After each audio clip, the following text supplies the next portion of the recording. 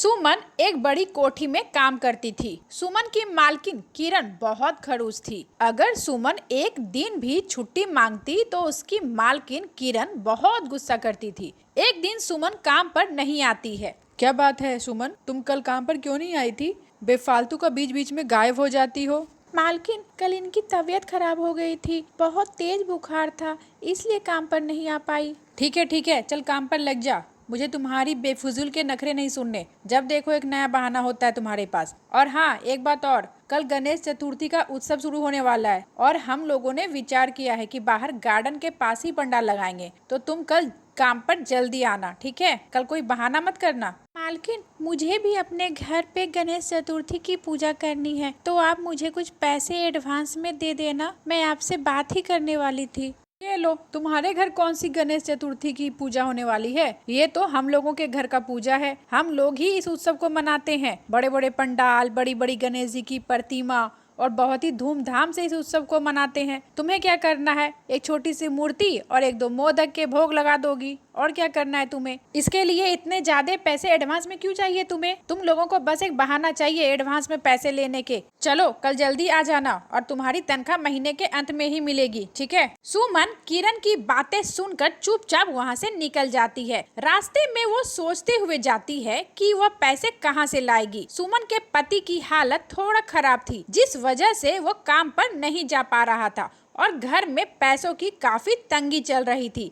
सुमन के पास कुछ पैसे थे, जिससे वो चलते हुए रास्ते में एक छोटी सी गणेश जी की मूर्ति और प्रसाद खरीद कर घर ले आती है। अगले दिन सुमन जल्दी जल्दी सुबह उठती है और गणेश जी की पूजा अर्चना करती है। उसके बाद वो जल्दी से अपने पति को और बच्चों को खाना खिलाकर अपने काम पर निकल जाती है। किरण के घर पहुंचते ही वो जल्दी से काम पर लग जाती है। कभी पंडाल सजाने लगती तो कभी प्रसाद बनाने लगती। वो अपने घर से भूखी प्यासी ही गई थी और भूखे ही सारा दिन काम करने लगती है। इधर पंडाल की सारी तैयारियां हो जाती है। किरण और उसका पति और आए हुए मेहमान सभी पूजा के लिए गणेश जी के प्रतिमा के सामने खड़े हो जाते हैं कि तभी किरण की नजर अपने बेटे को ढूंढने लगती है। ए जी, रोहन कहीं दिखाई नहीं दे रहा है। हम उसके बिना पूजा कैसे शुरू करेंगे? हाँ, तुम सच बोल रही हो। चलो रोहन को ढूंढते हैं। तभी सभी लोग रोहन को ढूंढने लगते हैं, किंतु रोहन कहीं दिखाई नहीं देता। ढूंढते ढूंढते किरण और केशव बाहर निकलते हैं तो वो देखते हैं कि दो बाइक सवार व्यक्ति सुमन पर हमला कर रहे हैं। वो दौड़कर सुमन को बचाते हैं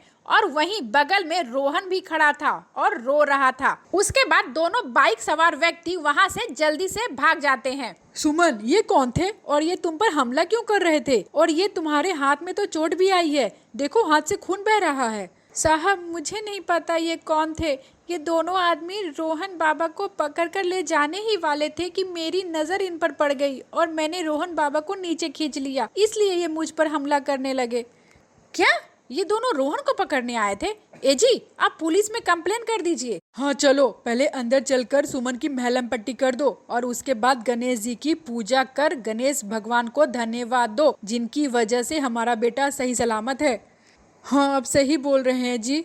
चलो सुमन, मैं तुम्हारा महलम पट्टी कर देती हूँ। आओ बैठो यहाँ। दो अपना हाथ दो। दर्द ज्यादा हो रहा है क्या? ठीक हो जाएगा, तुम चिंता मत करो सुमन। चलो सब मिलकर गणेश भगवान की पूजा अर्चना करते हैं। पूजा अर्चना करने के बाद किरण सुमन को बहुत सारी उपहार, मोदक और मिठाइयाँ देती है और उसे नए नए वस्त्र भी देती है। ये लो सुमन, ये कुछ गिफ्ट, मोदक और कुछ नए कपड़े भी हैं। ये तुम अपने घर ले जाना। आज तुमने मुझ पर बहुत बड़ा एहसान किया है, मेरे बेटे की जान बचाकर। ये एहसान मैं तुम्हारा जिंदगी भर याद रखूंगी। मैंने अपने नादानी में पता नहीं तुम्हें क्या कुछ बोल गई। हो सके तो मुझे माफ कर देना सुमन। मैं तुमसे और गणेश भगवान दोनों से माफी मांगना चाहती हूँ।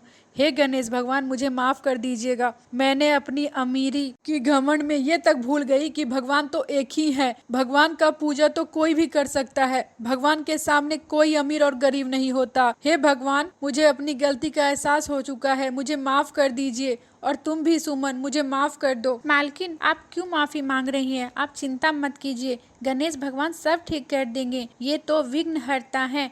अपने भक्त का सब विघ्न हर लेते हैं। आज इस घर पर आने वाले विघ्न को हर लिए और रोहन बाबा की जान बचाई गणेश भगवान ने। गणेश भगवान को कोटि कोटि धन्यवाद। ठीक है मालकिन, अब मुझे चलना चाहिए, काफी देर हो गई है। घर पर ये और बच्चे मेरा इंतजार कर रहे होंगे। सुमन रुको, हम सब भी तुम्हारे साथ चलते हैं। क्यों किरण, हम लोग गाड़ी से सुमन को घर छोड़ देंगे, काफी सामान भी है उसके साथ, और उधर से आते वक्त पुलिस में कंप्लेन भी करते आएंगे। हाँ ठीक है जी, चलो सुमन गाड़ी में बैठो, सारा सामान भी रख लो अच्छे से, और ये लो कुछ पैसे भी रख लो। भगवान गणेश के आशीर्वाद से सब कुछ ठीक हो जाता है। सुमन भी बहुत सारा सामान और पैसे लेकर अपने घर चली जाती है और अपने पति और बच्चों के साथ धूमधाम से गणेश चतुर्थी मनाती है। सच में भगवान गणेश है ही विघ्नहर्ता, सबके विघ्न हर लेते हैं। भगवान गणेश के आगमन मात्र से ही घरों में खुशियां बिखेरने लगती हैं। इसलिए कहा जाता है गणपति बप्पा मोरया, मंगल मूर्ति मोरया। कुछ दिन बाद ही वो दोनों बदमाश पुलिस के हाथ लग जाते हैं। पुलिस उन्हें पकड़कर जेल में बंद कर देती है। इसके बाद गणपति विसर्जन के लिए किरण सुमन को भी अपने पूरे परिवार के साथ बुला लेती है। फिर किरण और सुमन दोनों का परिवार मिलकर गणेश भगवान का विसर्जन करते हैं। सुमन भी अपने गणेश भगवान का विसर्जन करती है। इसके बाद किरण फिर से सुमन को बहुत सारे भोग के मोदक देती है। यह सब देखकर सुमन के आंखों में खुशी के आंसू आ जाते हैं। मालकिन का ये बदलाव उसे काफी अच्छा लगता है। फिर सब गणपति बप्पा का नारा लगाते हुए अपने अपने घर चले जाते हैं। प्रेम से बोलो गणपति बप्पा मोरया, मंगल मूर्ति मोरया।